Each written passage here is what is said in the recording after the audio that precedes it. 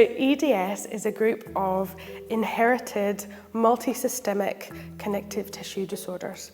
It affects the collagen in our bodies, so it affects the way that collagen is synthesized, which means that our tissues, our connective tissues, are either fragile or hyperextensible, so they're too stretchy, they're too bendy. There are 7 different types of EDS.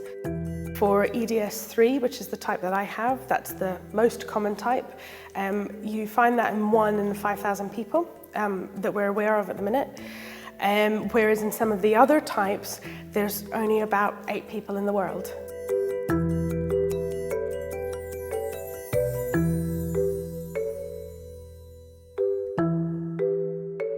Probably the worst symptom with EDS is pain.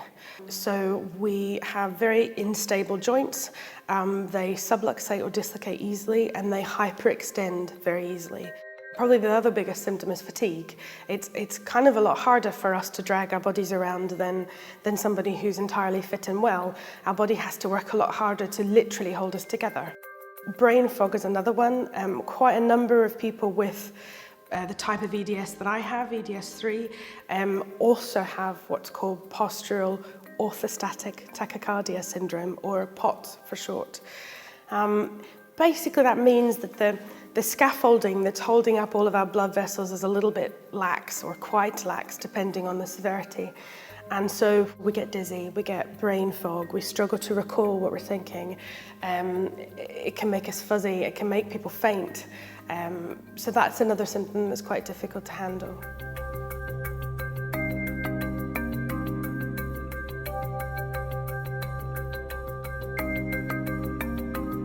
So getting diagnosed was a massive relief. Just to know that I wasn't making it up, that I wasn't weak or lazy or mental, that there was something physiologically wrong with my body. It's difficult to get a diagnosis. Most people are in their 30s, if not older. I've got a couple of people that I know that are in their 60s before they were diagnosed. The majority of medical professionals haven't heard of it or don't know how to deal with it. So it's a bit of a double-edged sword. On one hand, great to be diagnosed, but on another hand, really tricky because I have to manage it.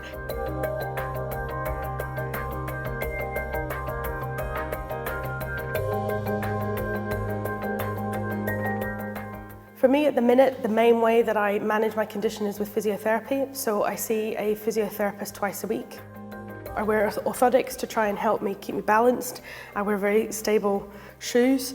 I have to have a walking stick. I try to pace myself. I'm not very good at it, I will admit, but I try to break up my day so that I'm not always go, go, go, go, go, and I have some time to relax.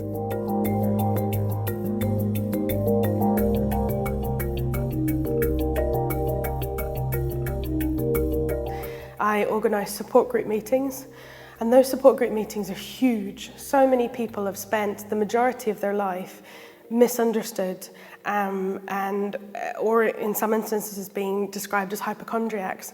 So there's a lot of damage that goes with that. So having a support group of people that you go, oh, I'm not alone, that's a massive part of what I do. What I'm also really keen on doing is raising awareness. More people should be aware of this. Okay, we're not the majority, but we still do exist.